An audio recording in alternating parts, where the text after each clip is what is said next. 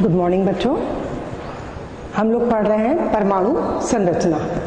पिछले अध्याय में हमने पढ़ा था इलेक्ट्रॉन, प्रोटॉन और न्यूट्रॉन की खोज कैसे हुई है ना। तो थोड़ा सा रिवाइज करती हूँ। डाल्टन के समय डाल्टन ने तो ये कहा था कि परमाणु अविभाज्य है और उसे और अधिक विभाजित नहीं किया जा सकता, अर्थात पदार्थ की जो मूलभूत इकाई है वह परमाणु है।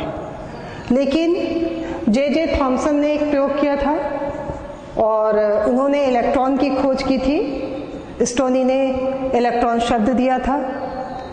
इसके बाद गोल्डस्टाइन ने प्रोटॉन की खोज की और चैडविक ने न्यूट्रॉन की। तो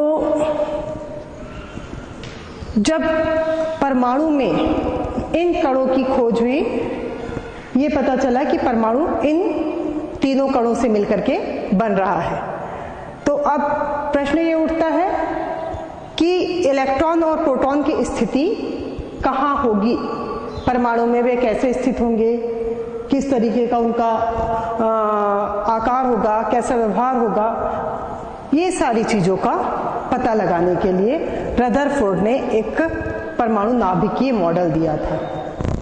तो आज हम वही पढ़ेंगे,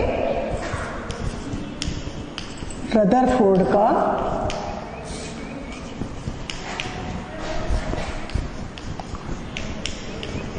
परमाणु नाभिकीय मॉडल।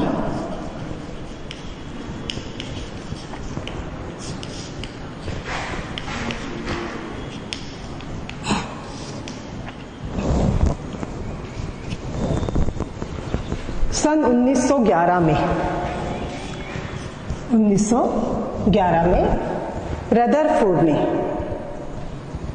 एक प्रयोग किया था और वो प्रयोग था, उन्होंने लेड का एक बॉक्स लिया।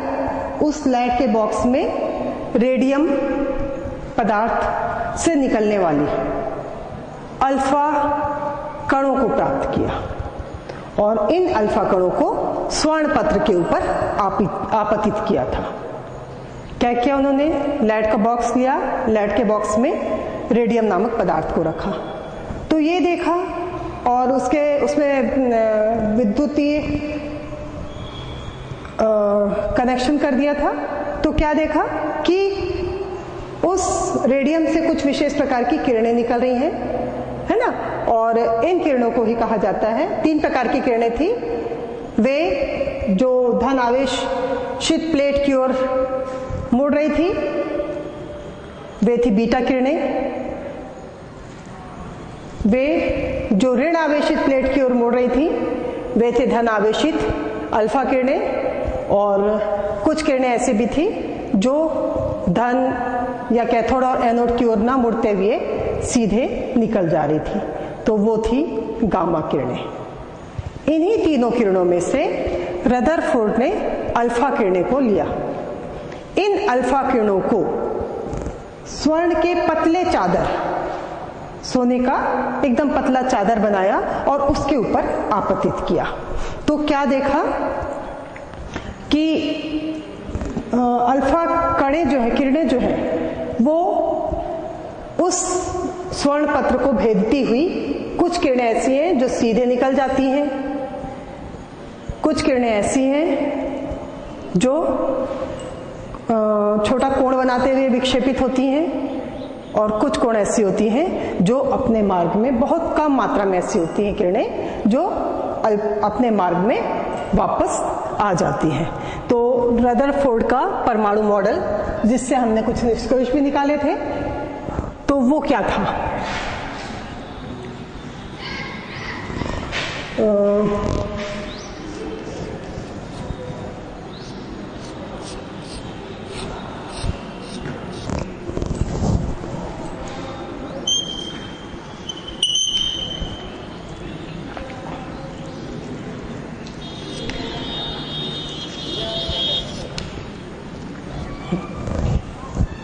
ये था स्वर्ण पत्र। इसमें अल्फा कणों की बौछार किया।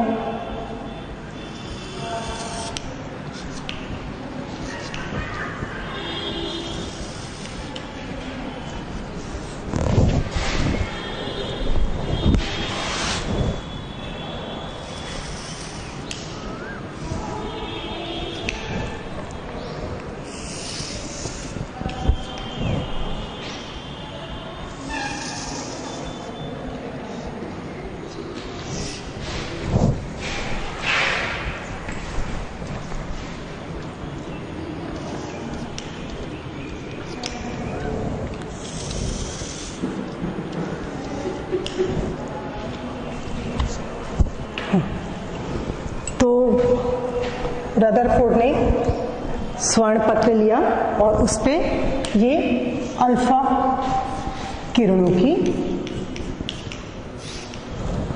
बम्बार्डमेंट कराई, है ना। तो जब अल्फा कण भेजा जाता है स्वर्ण पत्र के ऊपर तो क्या होता है कि अधिकांश अल्फा कण स्वर्ण पत्र में से होकर के आर पार चले गए। यहां से भी अल्फा कण निकले, आर पार चले गए, इधर भी अल्फा कण निकल रहे हैं और आर पार चले जा रहे हैं। कुछ अल्फा कण ऐसे थे जो कोण बनाते हुए विक्षेपित हो रहे हैं और बहुत ही कम मात्रा में अल्फा किरणें ऐसी भी थी जो वापस टकरा करके वापस उसी दिशा में लौट जा रही थी।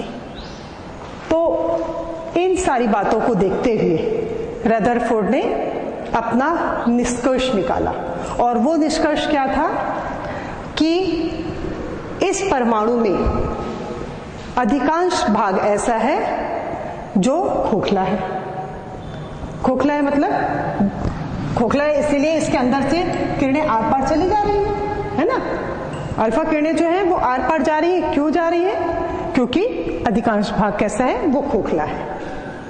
दूसरा, कुछ ऐसे भी हैं जो विक्षेपित हो जा रही हैं और बहुत कम किरणें ऐसी हैं जो क्या हो जा रही हैं, टकरा के उसी दिशा में वापस लौट जा रही हैं। तो क्या बताया कि अधिकांश भाग खोखला होगा, बीच में एक ठोस भाग है और इस ठोस भाग को रदरफोर्ड ने नाभिक नाम दिया था।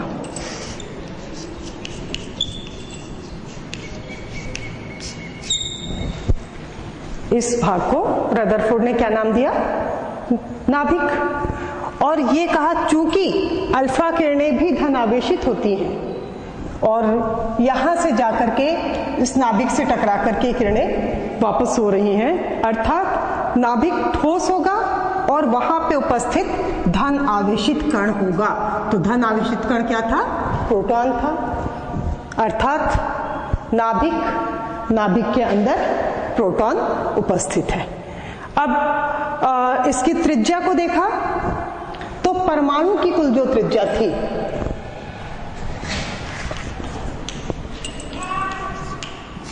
परमाणु की त्रिज्या ये थी 10⁻⁻⁸ सेंटीमीटर, है ना। एक परमाणु की त्रिज्या लिया, वो परमाणु की त्रिज्या कितनी थी? 10⁻⁻8 सेंटीमीटर। और उसके बाद उसने इस नाभिक की त्रिज्या को देखा तो क्या पता चला कि ये जो नाभिक है, नाभिक की त्रिज्या होती है 10⁻13 सेंटीमीटर। अर्थात हम ये कह सकते हैं कि परमाणु की तुलना में उसका नाभिक बहुत ही छोटा होगा, है ना। और बीच में प्रोटॉन है, ये खोखली जगह है, यहाँ पे इलेक्ट्रॉन उपस्थित है। चूंकि ये धनावेशित है और इलेक्ट्रॉन हो गए ऋणावेशित, इसीलिए ये जो किरणें हैं ये आसानी से आर पार चली जा रही हैं। तो इस तरीके से रदरफोर्ड ने अपने परमाणु मॉडल का निष्कर्ष निकाला। वो निष्कर्ष क्या था कि अधिकांश भाग खोखला होता है जहां पे विशेष कक्ष होते हैं और इन कक्षों में इलेक्ट्रॉन उपस्थित होते हैं। बीच का भाग ठोस है और उसमें धन आवेशित प्रोटॉन उपस्थित है। अगर परमाणु की त्रिज्या देखें तो कुल परमाणु की त्रिज्या थी 10⁻⁻8 सेंटीमीटर और केवल नाभिक की त्रिज्या थी 10⁻⁻13 सेंटीमीटर। अलग अब इसके बाद उन्होंने ये प्रयोग कई तत्वों के परमाणुओं के लिए किया। तो क्या देखा कि अलग अलग तत्व के परमाणु में अलग अलग आवेश उपस्थित है। आवेश कैसा है? अलग अलग परमाणुओं में आवेश अलग अलग है। मतलब क्या हो गया कि अलग अलग तत्वों में इलेक्ट्रॉन और प्रोटॉन की संख्या भी अलग अलग होगी, है ना। ये हो गया रदरफोर्ड का परमाणु मॉडल। उन्होंने ये बताया कि जो इलेक्ट्रॉन होते हैं, ये इलेक्ट्रॉन विशेष कक्षा में उपस्थित हैं। तो इसको अपन ने कहा परमाणु के कक्ष, है ना। कक्ष में क्या चीज उपस्थित है? इलेक्ट्रॉन उपस्थित है। इलेक्ट्रॉन होता है ऋण आवेशित कण और प्रोटॉन होता है धन आवेशित कण। तो ये तो हो गया रदरफोर्ड का परमाणु मॉडल और उस परमाणु मॉडल से के निष्कर्ष। अब इस परमाणु मॉडल के दोष। रदरफोर्ड ने जो अपना परमाणु मॉडल बताया था, उस परमाणु मॉडल में बहुत सारी बातों के बारे में पता चला था, जैसे कि परमाणु का पूरा भार उसके नाभिक में स्थित होता है। क्या पता चला? कि पदार्थ का पूरा भार उसके नाभिक में स्थित है और नाभिक में प्रोटॉन उपस्थित है। प्रोटॉन के साथ नाभिक में ही न्यूट्रॉन भी उपस्थित होता है और प्रोटॉन और न्यूट्रॉन ये दोनों मिलकर के इसका पूरा भार को परमाणु का भार बनाते हैं। चारों ओर विशेष कक्षाएं होती हैं जहां पे इलेक्ट्रॉन्स होते हैं और इलेक्ट्रॉन ऋण आवेशित कण है। ये इलेक्ट्रॉन और प्रोटॉन, चूंकि प्रोटॉन में धन आवेश है, जितनी संख्या प्रोटॉन की होगी उतनी ही संख्या इलेक्ट्रॉन की भी होगी। क्यों होगी प्रोटॉन और इलेक्ट्रॉन की संख्या एक समान? क्योंकि हम जानते हैं परमाणु की प्रकृति कैसी होती है? उदासीन होता है ना। परमाणु उदासीन प्रकृति का होता है। तो उदासीन कैसे होगा? जब नाभिक में बीच में ठोस पदार्थ, ठोस भाग के रूप में प्रोटॉन उपस्थित है ना। नाभिक, परमाणु का जो नाभिक है उसमें ये बीच का भाग, इसमें प्रोटॉन उपस्थित है जो धनावेशित है। अब चारों ओर कक्ष है, उसमें इलेक्ट्रॉन उपस्थित है। तो ये हो गया रदरफोर्ड का परमाणु मॉडल। अब इस परमाणु मॉडल के दोष क्या दोष थे? इसमें तो बहुत सारी खूबियां थी कि इलेक्ट्रॉन की स्थिति, प्रोटॉन की स्थिति, और ये भी पता चला कि परमाणु का पूरा भार भी परमाणु के नाभिक में उपस्थित होता है। ये सारी चीजों के बारे में रदरफोर्ड के परमाणु मॉडल से अपने को पता चलता है। लेकिन इसका दोष ये था कि इसमें पहला तो स्थायित्व की कोई व्याख्या नहीं कर पाते। जैसे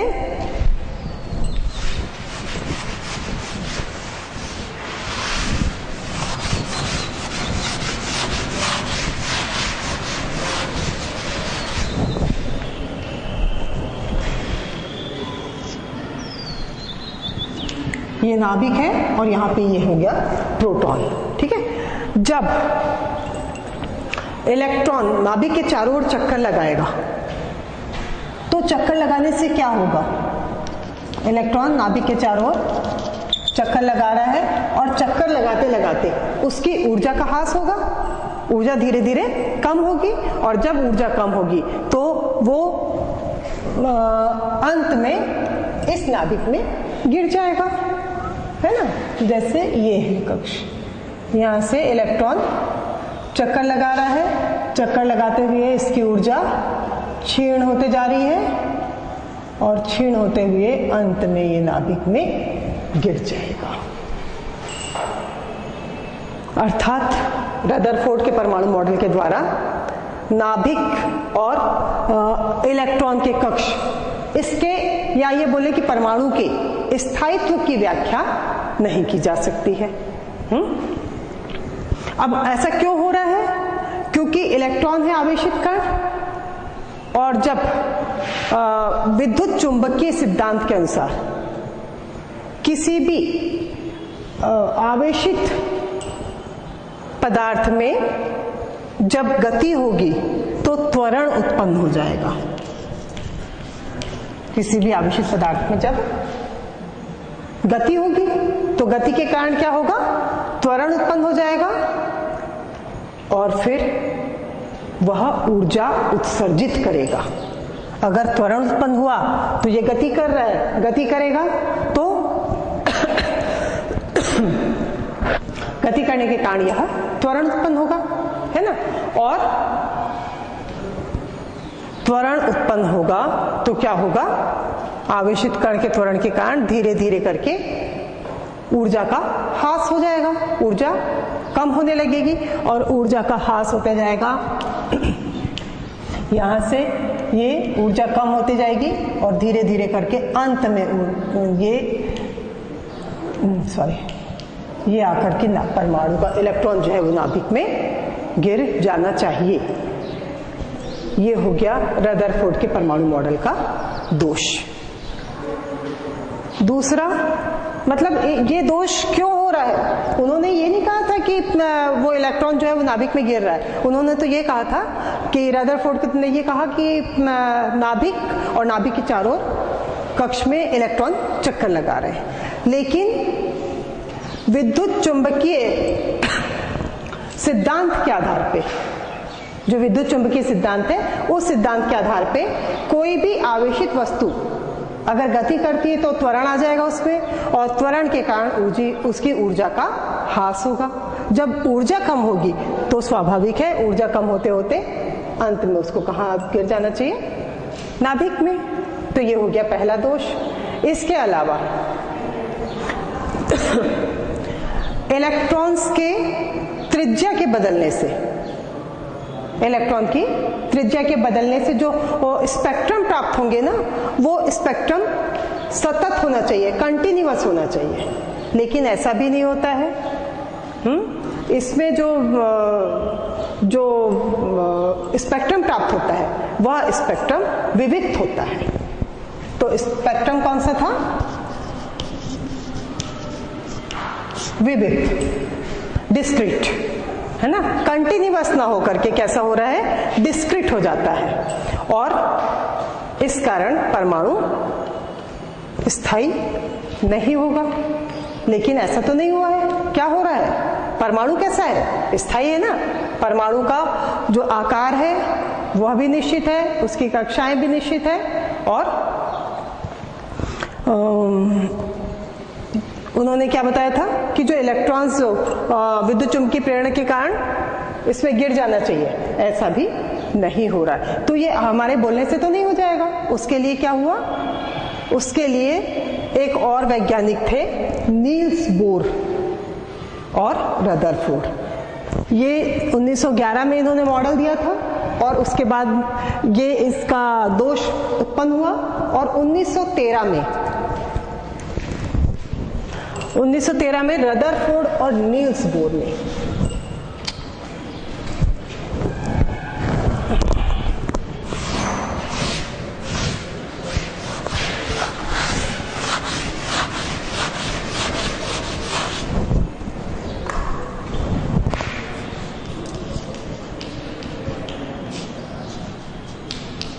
नील्स बोर और रदरफोर्ड, इन दोनों ने मिलकर के 1913 में इसी जो रदरफोर्ड का परमाणु मॉडल था उसको संशोधित किया, और क्या बताया, पहला कि इलेक्ट्रॉन नाभिक के चारों ओर स्थिर ऊर्जा वाली कक्षा में चक्कर लगाते हैं। तो परमाणु ये हो गया, परमाणु का नाभिक, और इस नाभिक के चारों ओर इलेक्ट्रॉन चक्कर लगा रहे हैं।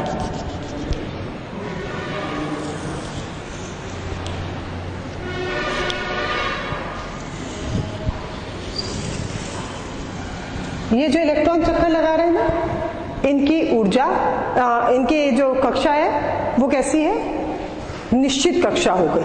और निश्चित क्यों हुई, क्योंकि इन कक्षों में निश्चित ऊर्जा है। तो ये बीच में प्रोटॉन और न्यूट्रॉन होता है, इसके चारों कक्ष में इलेक्ट्रॉन चक्कर लगा रहे हैं। तो इलेक्ट्रॉन कैसे चक्कर लगाते हैं, इलेक्ट्रॉन चक्कर लगाते हैं निश्चित ऊर्जा स्तर वाले, मतलब इस कक्ष की ऊर्जा अलग होगी, इस कक्ष की ऊर्जा स्तर अलग होगा, अगला और कक्ष है तो उनका भी ऊर्जा स्तर अलग अलग होगा। तो इस तरीके से क्या बोल सकते हैं, नील्स बोर ने जो रदरफोर्ड का परमाणु मॉडल था उस परमाणु मॉडल को संशोधित किया था। तो जैसा कि ये परेशानी आई थी कि अगर इलेक्ट्रॉन चक्कर लगाएगा तो इलेक्ट्रॉन चक्कर लगाते हुए उसकी ऊर्जा का ह्रास होगा और ह्रास होने के कारण वह कहाँ गिर जाएगा, नाभिक में गिर जाएगा। तो इसका संशोधन कैसे किया गया? ऐसे संशोधन किया गया कि जो कक्ष है इन कक्षों के पास ऊर्जा निश्चित है।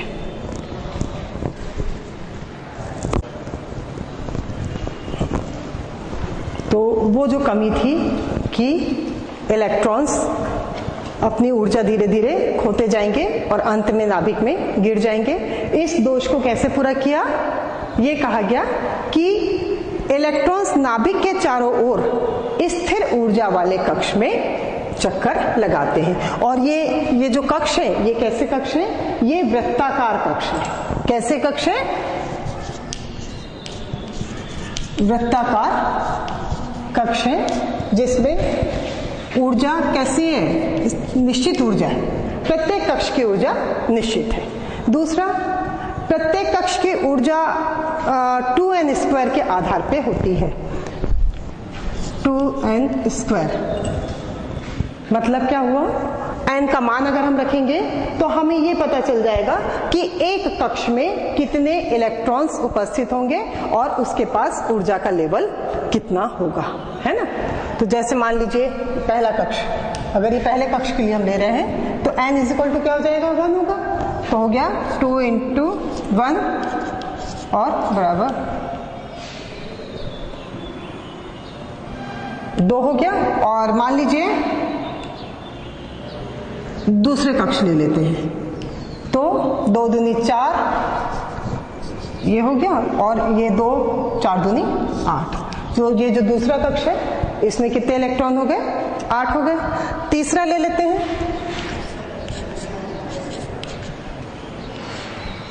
3 × 3 = 9 और 9 दूनी 18।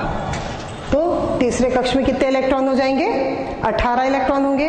इस तरीके से पहले कक्ष में 2, दूसरे में 8, तीसरे में 18 और चौथे कक्ष में 32 इलेक्ट्रॉन्स अधिकतम रह सकते हैं, है ना।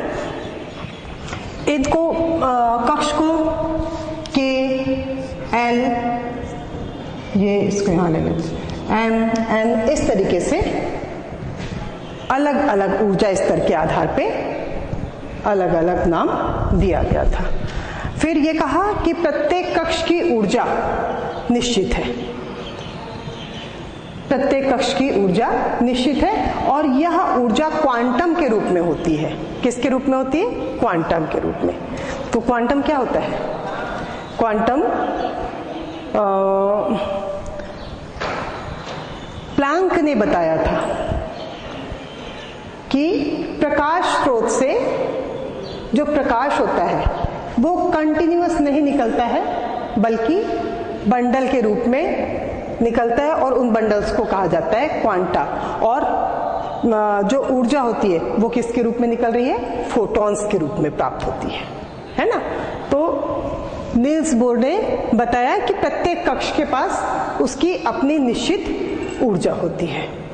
अब यदि वह एक कक्ष से दूसरे कक्ष में जाता है तो क्या होगा? यदि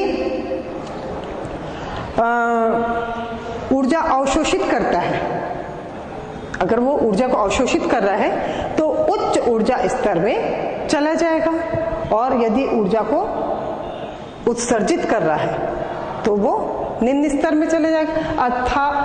अतः अपन ये कह सकते हैं कि इलेक्ट्रॉन उत्तेजित अवस्था में पाया जाता है। और इस तरीके से नील्स बोर ने रदरफोर्ड के परमाणु मॉडल के बारे में जो दोष थे उस दोष को पूरा किया। लेकिन इस रदरफोर्ड के परमाणु मॉडल में अभी भी कुछ सीमाएं हैं और ये सीमाएं क्या हैं?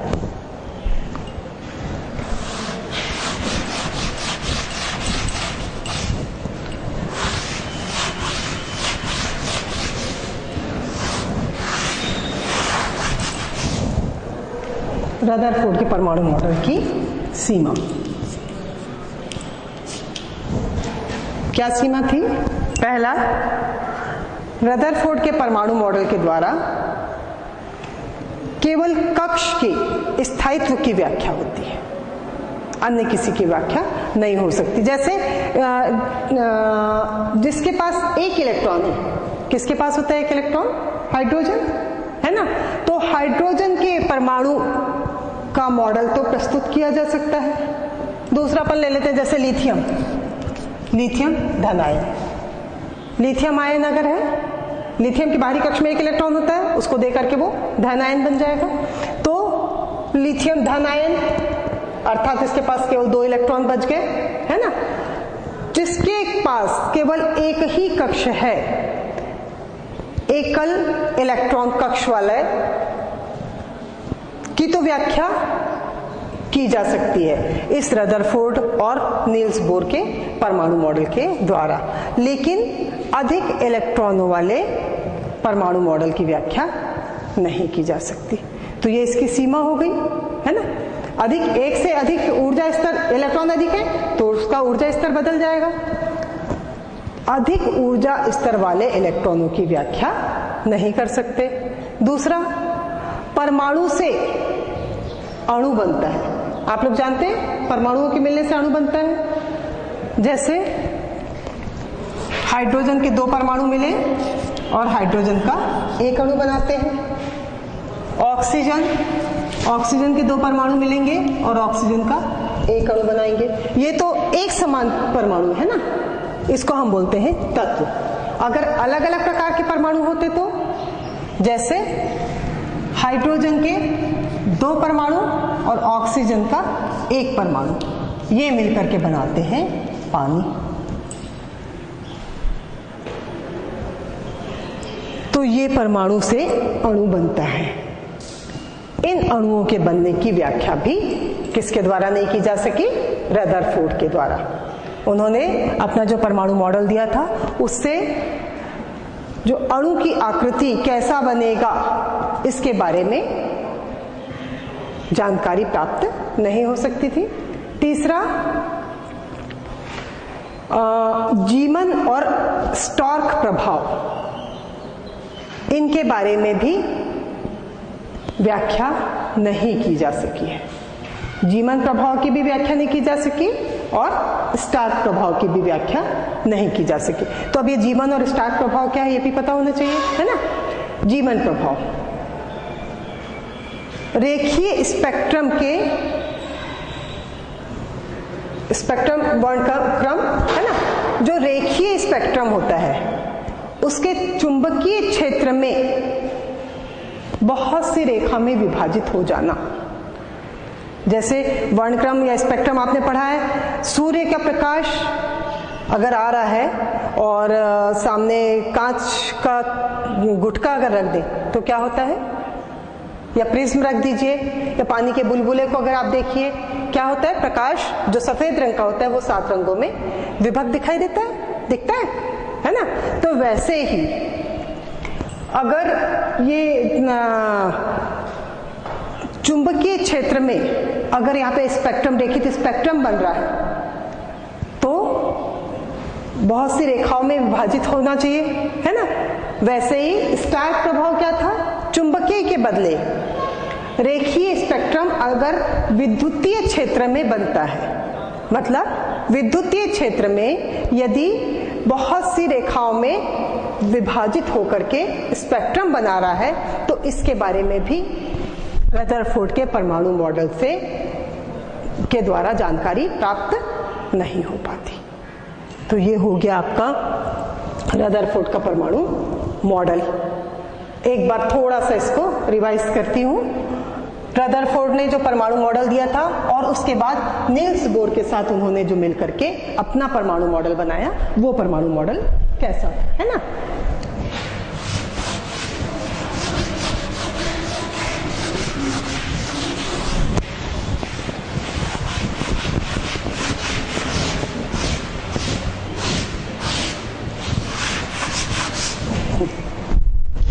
रदरफोर्ड ने जो अपना परमाणु मॉडल बनाया उसमें यह बताया कि बीच में नाभिक होता है, वह नाभिक ठोस होता है और बहुत छोटा होता है।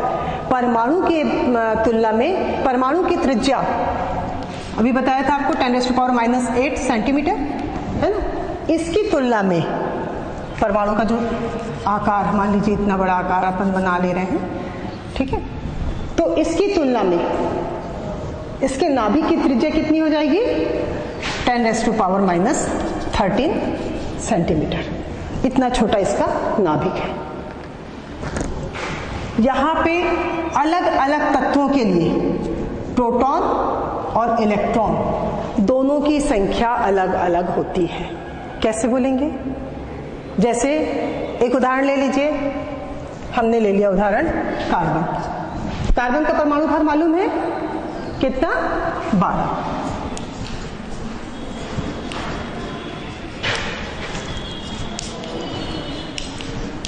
कार्बन का परमाणु भार 12 है, तो इसमें उपस्थित प्रोटॉन और न्यूट्रॉन की संख्या क्या होगी?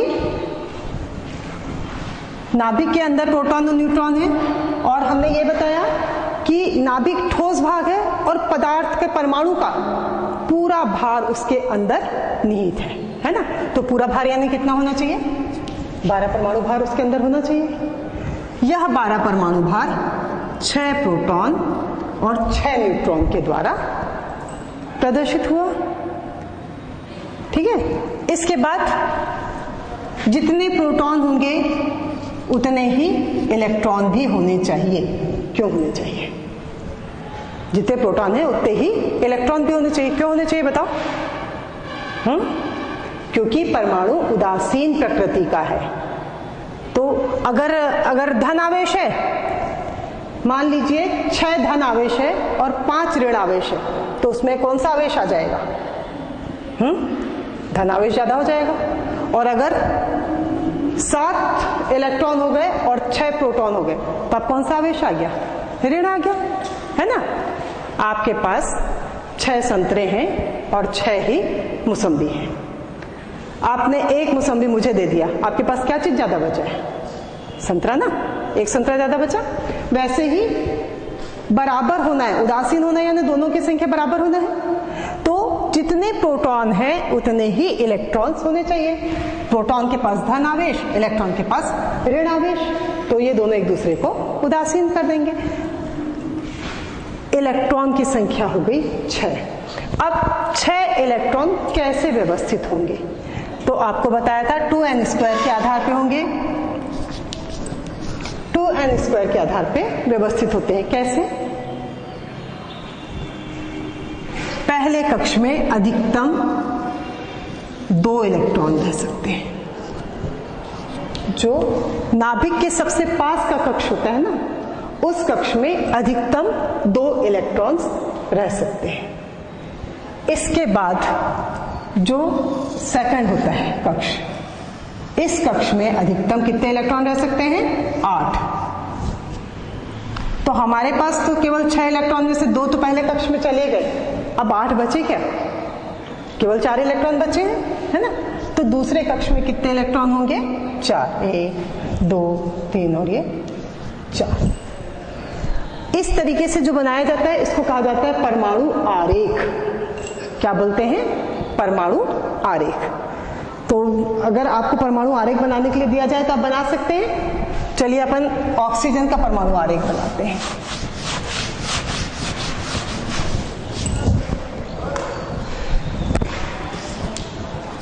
ऑक्सीजन परमाणु भार होता है इसका 16, ठीक है। ऑक्सीजन का परमाणु भार है 16। तो परमाणु का पूरा भार कहाँ उपस्थित होता है? परमाणु का पूरा भार होगा उसके नाभिक में।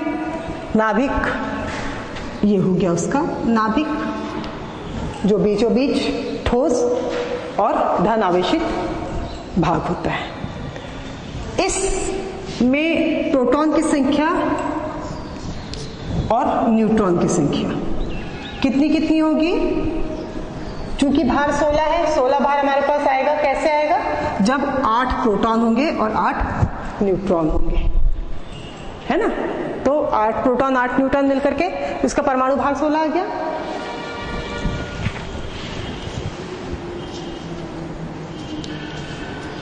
अब परमाणु चूंकि उदासीन है तो इलेक्ट्रॉन की संख्या भी कितनी होनी चाहिए? 8 इलेक्ट्रॉन।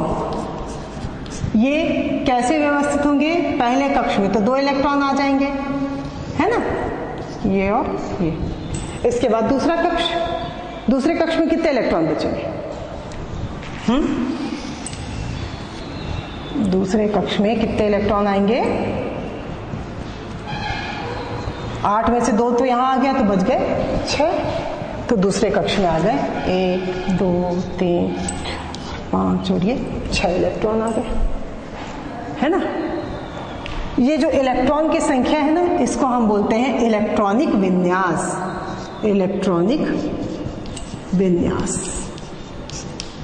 ये जो इलेक्ट्रॉन अलग अलग कक्षों में उपस्थित होते हैं इसको कहा जाता है इलेक्ट्रॉनिक विन्यास। तो इलेक्ट्रॉनिक विन्यास क्या हो गया?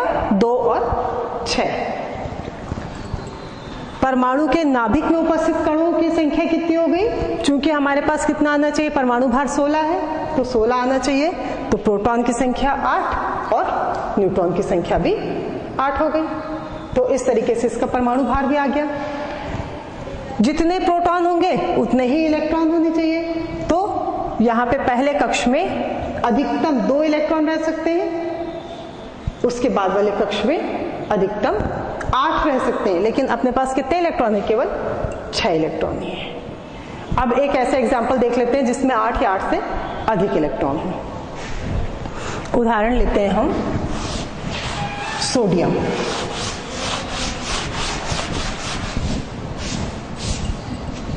आप और भी तत्व ले सकते हैं, लेकिन इन तत्वों का उपयोग अपन इसमें जब पढ़ते हैं ना तो बहुत अधिक मालूम होता है, तो इसीलिए इन्हीं तत्वों के बारे में अपन पढ़ते हैं जिससे कि आपको अच्छे से कंठस्थ याद भी हो जाए और आप बहुत आसानी से, बहुत शीघ्रता से इसका विन्यास लिख सके।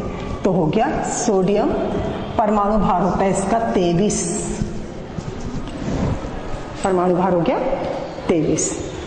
अब परमाणु भार 23 से तो नाभिक में उपस्थित क्या क्या है?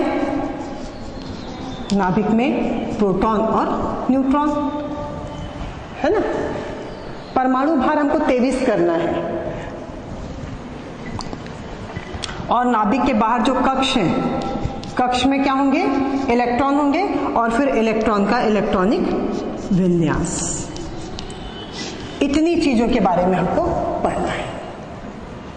क्या होगा? सबसे पहले तो परमाणु भार 23 है, वो हमको नाभिक में चाहिए। हमने ये बनाया नाभिक, इस नाभिक के अंदर प्रोटॉन और न्यूट्रॉन। 23 भार लाने के लिए हमको क्या करना पड़ेगा? प्रोटॉन और न्यूट्रॉन को मिला के 23 लाना है ना। तो हमने कर दिया 11 प्रोटॉन 11 न्यूट्रॉन, हो गया 22। 12 प्रोटॉन 12 न्यूट्रॉन, हो गया 24। अब क्या करें? तो हम प्रोटॉन की संख्या को नहीं बढ़ा सकते। क्यों नहीं बढ़ा सकते? क्योंकि प्रोटॉन और इलेक्ट्रॉन दोनों की संख्याएं बराबर होगी ना, धनावेश और ऋणावेश कणों की संख्या बराबर होगी, तो इसीलिए प्रोटॉन की संख्या 11 होती है। न्यूट्रॉन तो उदासीन प्रकृति का है, न्यूट्रॉन उदासीन है, इसलिए उसकी संख्या कम या ज्यादा हो सकती है। तो प्रोटॉन हो गया 11, न्यूट्रॉन हो गया 12, 11 12 हो गया 23, परमाणु भार 23 आ गया। जितने प्रोटॉन होंगे उतने ही इलेक्ट्रॉन होते हैं, तो ये हो गए 11। अब पहले कक्ष में कितने अधिकतम इलेक्ट्रॉन रह सकते हैं? 2। यहां पे बना दिया 2, ये पहला कक्ष, इसमें अधिकतम 2 इलेक्ट्रॉन बना दिया। दूसरे कक्ष में अधिकतम कितने इलेक्ट्रॉन हो सकते हैं? 8, तो 8। ये दूसरा कक्ष बना दिया, इसमें 1 2 3 4 5 6 7 और ये 8 हो गए। 8 और 2 10 ही है। हमको कितने इलेक्ट्रॉन चाहिए? 11 इलेक्ट्रॉन चाहिए। तो ये जो अगला इलेक्ट्रॉन है वो तीसरे कक्ष में आ जाएगा, इसमें केवल 1 इलेक्ट्रॉन, ये एक इलेक्ट्रॉन ही आ गया। तो इस तरीके से ये कहलाएगा पूरा परमाणु आरेख, है ना। परमाणु आरेख मतलब परमाणु में इलेक्ट्रॉन, प्रोटॉन और न्यूट्रॉन की स्थिति। यहां पे तीसरा कक्ष, अभी हम लोगों ने जो 2 परमाणु भार पढ़े थे उसमें तीसरा कक्ष नहीं लिया था, लेकिन इसमें 3 कक्ष के बारे में पढ़ा। अब इसी से आयन का बनना सिखाते हैं। क्या होता है कि कोई रासायनिक अभिक्रिया कब होगी? रासायनिक अभिक्रिया तभी होगी जब इलेक्ट्रॉन्स किसी को दे दे, मतलब किसी दूसरे तत्व के परमाणु को इलेक्ट्रॉन दे दे, या किसी दूसरे तत्व के परमाणु से इलेक्ट्रॉन ले ले, या फिर आपस में साझेदारी हो। तो यहाँ पे इसको अपना अष्टक पूर्ण करने के लिए 8 इलेक्ट्रॉन चाहिए, तो एक ही इलेक्ट्रॉन है। 7 इलेक्ट्रॉन चाहिए, 7 इलेक्ट्रॉन इसको नहीं मिलेगा। ये ज्यादा सरल कौन सा होगा? ये अपना एक इलेक्ट्रॉन किसी दूसरे को दे दे, है ना। तो जब ये अपना इलेक्ट्रॉन किसी दूसरे को देता है तो इसकी त्रिज्या छोटी हो जाती है, और ये चूंकि धन आवेश बढ़ गया, ऋण आवेश की संख्या कम हो गई, है ना। अभी प्रोटॉन की संख्या तो 11 ही है, लेकिन इलेक्ट्रॉन की संख्या अब कितनी हो गई? 10 हो गई जब ये हट गया। तो इस तरीके से बनने वाला पदार्थ क्या हुआ?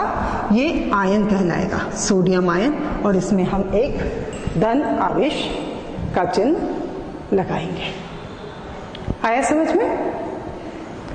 ठीक है, थैंक यू।